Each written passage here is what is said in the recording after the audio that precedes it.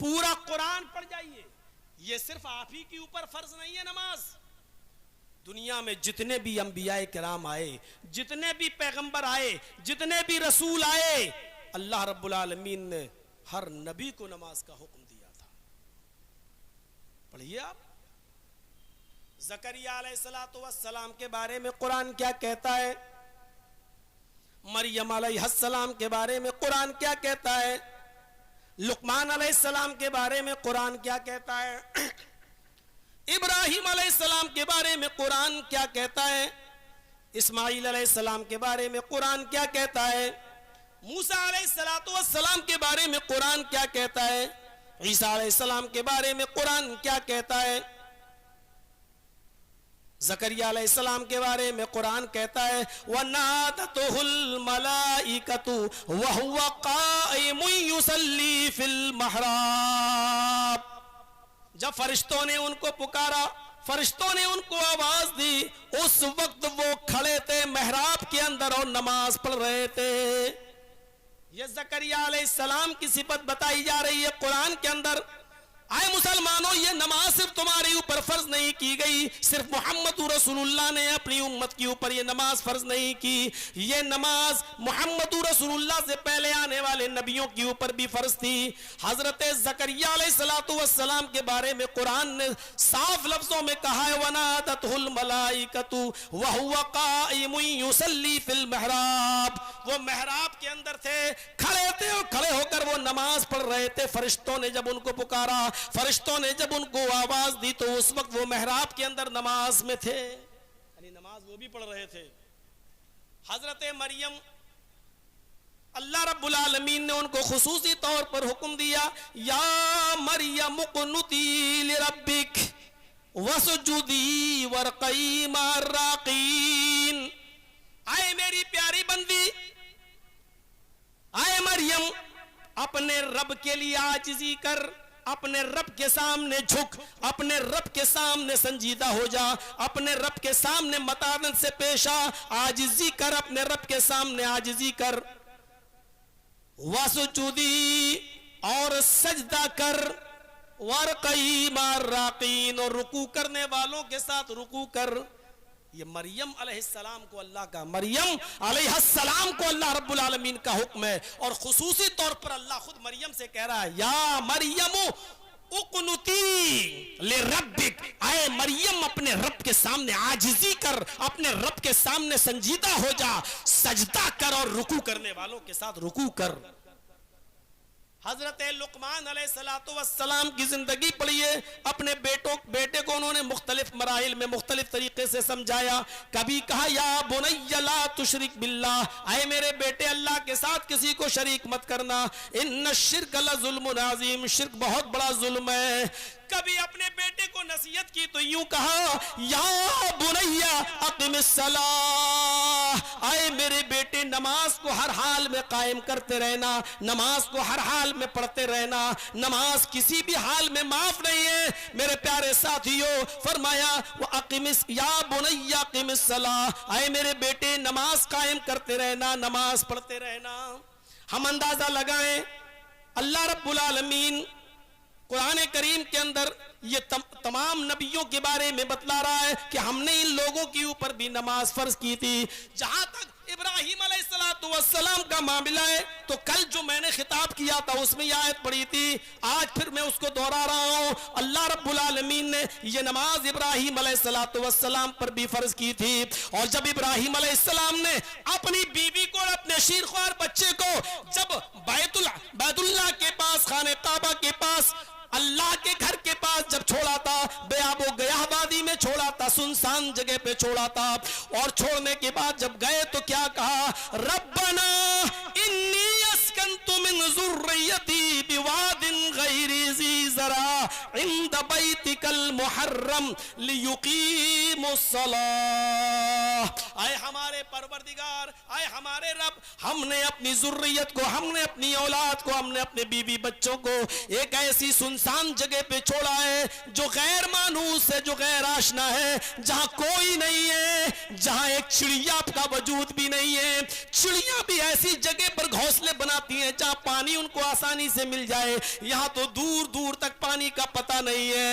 الہ العالمین انی اسکنت من ذریتی بواد غیر ذی زرع. ہم نے غیر مانوس جگہ پر اپنی ذریت کو، اپنے بیٹے کو، اپنی بیوی کو چھوڑا ہے. عند بیتک المحرم، تیرے احترام والے گھر کے پاس، تیرے باعزت گھر کے پاس، اور اس جگہ پر میں نے اس لیے چھوڑا ہے لیقیموا الصلاۃ، تاکہ وہ نماز پڑھ سکے، تاکہ وہ نماز قائم کر سکے. سب جلسے بیکار، سارے اجلاس بیکار اگر ان جلسوں میں ہم لوگوں کو نماز سے نہیں جوڑ سکے، اصل عبادت سے نہیں جوڑ سکے. مقصد کیا ہے؟ ہم افضل عبادت سے ہی غافل ہیں، ہم سب سے افضل عبادت سے دور ہیں. بد امنی تو پھیلے گی، اشانتی تو ہوگی، خود اپنے گھر کے اندر بد امنی پھیلے گی، پورے ملک کے اندر تو چھوڑو، اپنے گھر کے اندر بھی آپ امن و سکون کے ساتھ نہیں رہ سکتے اگر زندگی کے اصل مقصد سے اگر آپ دور ہو گئے. یہی ابراہیم علیہ السلام ہے. دوسری جگہ کہتے ہیں رب جعلنی مقیم الصلاۃ ومن ذریتی ربنا وتقبل دعا. اے اللہ مجھے بھی اور میری ذریت کو، میری آل و اولاد کو نماز قائم کرنے والا بنا دے. رب جعلنی مقیم الصلاۃ، اے اللہ مجھے نماز قائم کرنے والا بنا دے. ومن ذریتی، اور میرے بیوی بچوں کو بھی، میری اولاد کو بھی نماز قائم کرنے والا بنا دے. ربنا وتقبل دعا، اے ہمارے رب ہماری اس دعا کو تو قبول فرما لے. نماز کے لیے کتنا زور دیا جا رہا ہے، نماز کے لیے کتنا زور. یہی ابراہیم علیہ السلام ہے جو بار بار کہا کرتے تھے کہ ان صلاتی و نسکی و محیای و مماتی للہ رب العالمین. اے اللہ میری نماز، میری قربانی، میری زندگی اور میری موت صرف اللہ رب العالمین کے لیے ہے. غور کیجئے میرے بھائیوں، ہم کہاں کس طرف جا رہے ہیں؟ جلسے تو کر لیتے ہیں، لاکھوں روپے کا چندہ بھی ہم اس جلسے میں دے دیتے ہیں، کسی خاص مقرر کے لیے تو اور زیادہ دل کھول دیتے ہیں. لیکن سوچئے کہ ان تمام جلسوں سے، ان اجلاس سے اگر ہم اپنے معاشرے کو نمازی نہ بنا سکے، ہم اپنی مسجدوں کو آباد نہ کر سکے اور کرا سکے، تو پھر ان جلسوں کا کیا فائدہ؟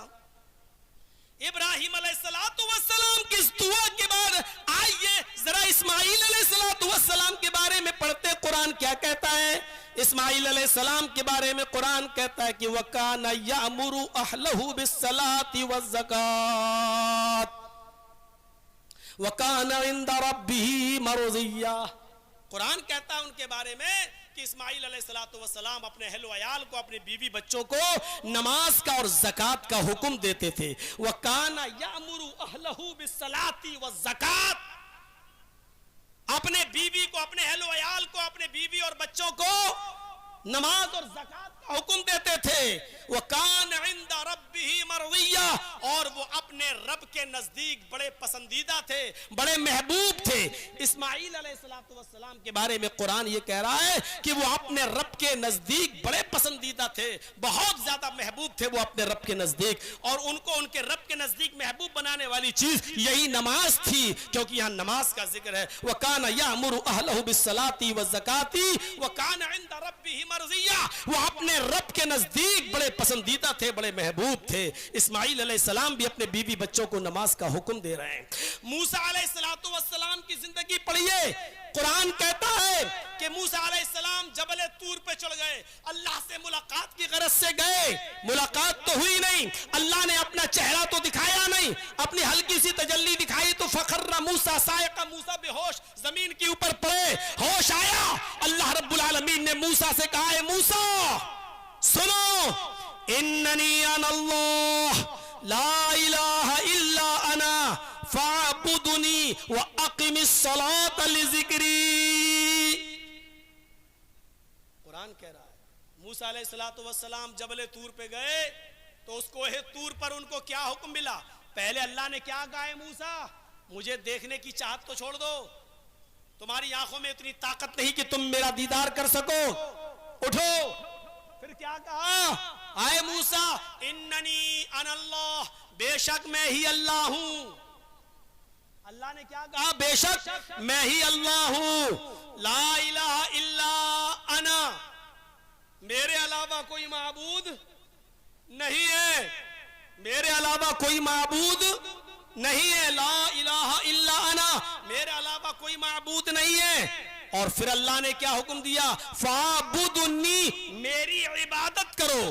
اے موسیٰ تم صرف میری ہی عبادت کرو. وَأَقِمِ الصَّلَاةَ لِذِكْرِي، اور میری یاد کے لیے نماز قائم کرو، میرے ذکر کے لیے میری یاد کے لیے نماز قائم کرو، میرے ذکر کے لیے میری یاد کے لیے نماز قائم کرو. حضرت موسیٰ علیہ السلام کو اللہ رب العالمین نے یہ حکم دیا ہے کہ میری یاد کے لیے نماز قائم کرو. میں بتانا یہ چاہتا ہوں کہ ہر نبی کو، جتنے بھی نبی اس دنیا میں آئے، ہر نبی کو اللہ رب العالمین نے نماز کا حکم دیا. عیسیٰ علیہ السلام کے بارے میں اور جان لو. عیسیٰ علیہ السلام کے بارے میں، عیسیٰ علیہ السلام ابھی چھوٹے سے بچے تھے اور ان کی ماں مریم نے بغیر شوہر کے ان کو پیدا کیا. شادی کے بعد جس طرح میاں بیوی بنتے ہیں اور پھر دونوں کے ملاپ کے بعد بچہ پیدا ہوتا ہے، حضرت مریم نے بغیر شوہر کے بچہ پیدا کیا. اس لیے آوازیں تو کسے جانا تھے، الزام تو لگنا تھا، ہنگامہ تو ہونا تھا. ایک عورت شادی سے پہلے بغیر شوہر کے کوئی بچہ پیدا کر دے اور سماج چپ رہے، سماج خاموش رہے، کبھی ایسا ہو سکتا ہے؟ کبھی ایسا ہو سکتا ہے؟ ارے آج کے دور میں ہمارے ہاں، ہمارے گاؤں سے، ہمارے شہر سے، ہمارے محلے سے اگر کوئی لڑکی موبائل پر اکیلے بات کرتے ہوئے چلی جائے تو لوگ اس کے بارے میں سوچنے لگتے ہیں کہ پتہ نہیں کس سے اتنی لمبی بات کرتی ہوئی جا رہی ہے.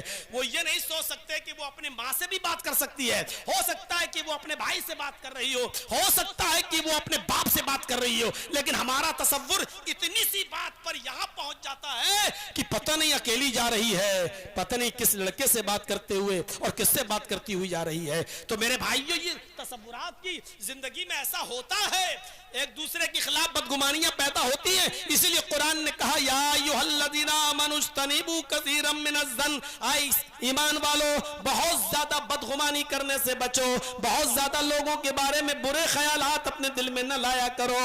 ان بعض جو ہے جو بدگمانیاں ہوتی ہیں وہ انسان کو گناہگار بنا دیتی ہیں.